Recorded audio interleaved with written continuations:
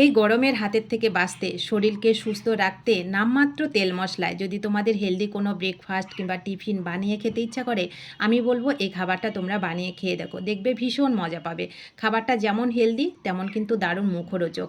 তো এটা তৈরি করতে আমি প্রথমে একটা বড় বাটি নিয়ে 1 বাটি আটা নিলাম। তোমরা ময়দার ব্যবহার করতে পারো কিন্তু। তো 1 বাটি আটার সঙ্গে আমি 3 চামচ মতন সুজি মেশালাম, 2টো কাঁচা লঙ্কা কুচি দিয়ে দিলাম, যেমন তোমরা ঝাল খাবে সেরকমই দেবে। মিডিয়াম সাইজের 2টো পেঁয়াজ কুচি করে কেটে দিলাম। এখানে একটা ডিম মিশিয়ে দিলাম। তোমরা 2টো 3টে যত খুশি কিন্তু ডিম মেশাতে পারো, তবু 3টার বেশি আর মেশাবে না 1 বাটি আটার সঙ্গে। তো আমি একটা ডিমই মেশালাম। এইবার এখানে আমি দেবো হচ্ছে, ডিম যেহেতু মিশিয়েছি একটু একটা আষ্টে গন্ধ থাকে, তার জন্য এখানে লেবুর রসও ব্যবহার করা যায়। আমি এই যে লেবুর যে সবুজ খোসাটা সেটা দিচ্ছি। এই খোসাটা দেওয়ার জন্য খুব সুন্দর একটা কিন্তু ফ্লেভার হয়, খেতে বেশ ভালো লাগে ফ্লেভারটার জন্য। আর খাবারটা এমনিই তো দারুণ মুখরোচক, একেবারে নামমাত্র তেল মশলায় কিন্তু এই খাবারটা তৈরি করা হয়, খেতে এতটাই সুস্বাদু। আর সবথেকে বড় কথা, এই গরমে তেল মশলার খাবারগুলো না খাওয়াই আমার মনে হয় ভালো। তো দেখো আমি সাদা অংশটা কিন্তু দিচ্ছি না, শুধু যে লেবুর যে সবুজ অংশটা আছে খোসাটা সেটাই দিচ্ছি, কিন্তু সাদা অংশ দেবে না, তাহলে তেতো হয়ে যাবে। তো এখানে আমি 1/2 চামচ মতন গোলমরিচের গুঁড়ো দিলাম, খুব সুন্দর চটপটা ফ্লেভার হবে, খেতে ভালো লাগবে।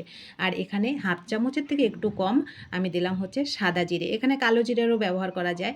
আর এখানে দিলাম স্বাদের ব্যালেন্সের জন্য একটু 1/2 চামচ মতন চিনি, স্বাদ মতন লবণটা দিয়ে দিলাম। দিয়ে এবার আমি এটাকে শুকনো উপকরণগুলো ভালো করে আগে মিশিয়ে নেব।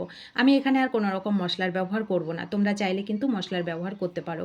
এই গরমে তেল মশলার খাবারগুলো খেতে ভালো লাগে, কিন্তু শরীর সুস্থ রাখতে আমি বলবো এইভাবে তোমরা তেল মশলা ছাড়া, মানে বিনা তেল মশলা, যতটুকু না দিলে নয় ততটুকু দিয়ে এই খাবারগুলো বানিয়ে খেয়ে দেখো, ভীষণ ভালো লাগে কিন্তু। তো অল্প অল্প করে জল দেবো আর এটাকে ভালো করে আমি মিশিয়ে নেবো। এটা একটা পাতলা করে কিন্তু ব্যাটারটা আমি রেডি করব। 1 বাটি আটার সঙ্গে আমি এখানে 1 বাটির থেকে একটু বেশি জল কিন্তু মিশিয়ে নেব। আমরা সবসময় ভাবি যে মশলা দেওয়া খাবারগুলোই মনে হয় বেশি টেস্টি হয়, কিন্তু না, মশলা ছাড়াও কিন্তু খাবার অনেকটা স্বাদ হয়। তোমরা বানিয়ে খেয়ে দেখো, আশা করি তোমাদেরও ভালো লাগবে। আর শরীরও সুস্থ থাকবে, কিন্তু এই গরমের হাতের থেকে বাঁচতে আমাদের এরকম খাবারগুলোই কিন্তু খুবই জরুরি। তো দেখো আমি এখানে যেহেতু সুজি মিশিয়েছিলাম, তার জন্য এটাকে 10 মিনিটের জন্য একটু রেস্টে রেখে দিলাম। তাহলে সুজিটা খুব সুন্দরভাবে নরম হবে, আর মানে খুব খাবারটা বানানোর পর সফট হবে। তো সুজিটা আমি 10 মিনিট রেস্টে রাখার পর, 10 মিনিট পর এটাকে ঢাকাটাকে তুলে ভালো করে আরও 2 মিনিট সুন্দর করে ফেটিয়ে নেব, তাহলে ফেটানোটা খুব সুন্দর হবে। আর খাবারটা বানালেও একদম নরম সফট হবে। তো একটু সুন্দর 2 মিনিট তোমরা একটু ভালো করে ফেটিয়ে নেবে, দেখবে খুব সুন্দরভাবে সুজিটা আটার সঙ্গে মিশে যাবে। যেহেতু 10 মিনিট আমি ঢেকে রেখেছিলাম, সুজিটা নরম হয়ে গেছে। তো আমি ফেটিয়ে নিলাম 2 মিনিট, আমার রেডি হয়ে গেল ব্যাটারটা। ব্যাটারের ঘনত্বটা আশা করি তোমরা বুঝতে পেরেছো। আমি আবারও বলে দিচ্ছি, 1 বাটি আটার সঙ্গে আমি 1 বাটির থেকে একটু বেশি কিন্তু জল মিশিয়েছি, আর একটা ডিম মিশিয়েছি, আর 3 চামচ সুজি দিয়েছি কিন্তু। তো ব্যাটারটা রেডি হয়ে গেলে এদিকে গ্যাসটা অন করে আমি তাওয়া বসিয়ে দিয়েছিলাম। তাওয়াটাকে গরম করে গ্যাসটাকে একদম মিডিয়াম টু লোতে করে দিয়ে আমি একটুখানি তেল খুন্তি দিয়ে ছড়িয়ে দিয়েছি। তেল কিন্তু বেশি দেওয়ার কোনো দরকার পড়ে না। তো আর প্রথমে তো তোমরা তেল বেশি দেবে না, তাহলে কিন্তু এটা ছড়াতে অসুবিধা হবে। তো 1 হাতা মতন ব্যাটার এখানে দিলাম, দিয়ে এটাকে যতটুকু ছড়ানো যায়, যেহেতু এখানে কাটা পেঁয়াজটা আছে যার জন্য অতটা কিন্তু ছড়ানো যায় না, তবু যতটুকু গোল করা যায় ততটুকু গোল করে আমি এটাকে দিলাম। একটু সময় রেখে দিলেই কিন্তু এটা উপর থেকে শুকিয়ে যাবে। এইবার আমি 1/2 চামচ মতন সাদা তেল এখানে দিচ্ছি, তোমরা ঘি কিংবা বাটারেরও কিন্তু ব্যবহার করতে পারো। আবার তেল ছাড়াও কিন্তু এই খাবারটা তৈরি করা যায়, তো সেটাও আমি তোমাদেরকে দেখাচ্ছি।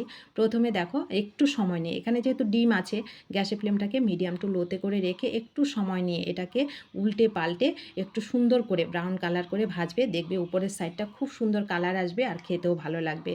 একটু বেশ মুখরোচক হবে খাবারটা, আর একটু খাস্তা হবে, খাস্তার জন্য খাবারটা বেশি ভালো লাগে খেতে, কিন্তু যেহেতু সুজি দেওয়া আছে এখানে। তো পরেরটাও দেখো আমি একইভাবে তৈরি করছি, আবারও বলছি একটু সময় নিয়ে করবে।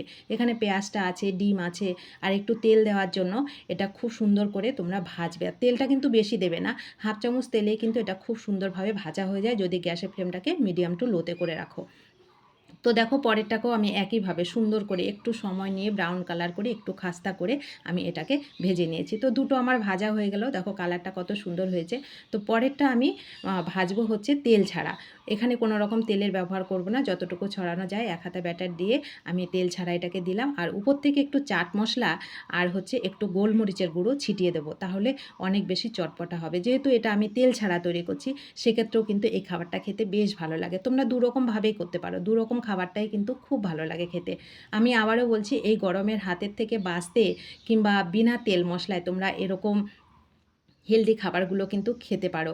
এটা সকালবেলা ব্রেকফাস্টে, এমনকি রাতে ডিনারেও কিন্তু আমরা খুব চটপট তৈরি করে নিতে পারি। আর এটা খেতে তেমন কোনো উপকরণ লাগে না, ঘরে যদি একটু সস থাকে সেটা দিয়েও খেতে পারো, আবার বাদামের চাটনি কিংবা টমেটো চাটনি যেটা তোমাদের ভালো লাগে সেটা দিয়ে কিন্তু এটা পরিবেশন করতে পারো। খেতে ভীষণ মুখরোচক আর ভীষণ হেলদি কিন্তু খাবারটা। তো রেসিপিটা তোমাদের কাছে কেমন লাগলো অবশ্যই কমেন্ট করে জানিও। ভালো লাগলে এই গরমে এরকম সুন্দর সামান্য তেল মশলার খাবারগুলো তোমরা খাবে, শরীরকে সুস্থ রাখবে, পরিবারের সবাইকে সুস্থ রাখবে। আশা করি তোমাদেরও ভালো লাগবে। আর ভালো লাগলে তোমাদের প্রিয়জনদের সঙ্গে শেয়ার করতে ভুলবে না। রেসিপিটা কেমন লাগলো সেটাও আমাকে কমেন্ট করতে তোমরা ভুলবে না। আর নতুন বন্ধু হলে ভালোবাসা দিয়ে প্লিজ আমার পাশে থাকবে। যে সকল বন্ধুরা সবসময় পাশে আছো তাদেরকে তো আমার অসংখ্য অসংখ্য ধন্যবাদ ও ভালোবাসা। সকলে ভালো থাকবে, সুস্থ থাকবে।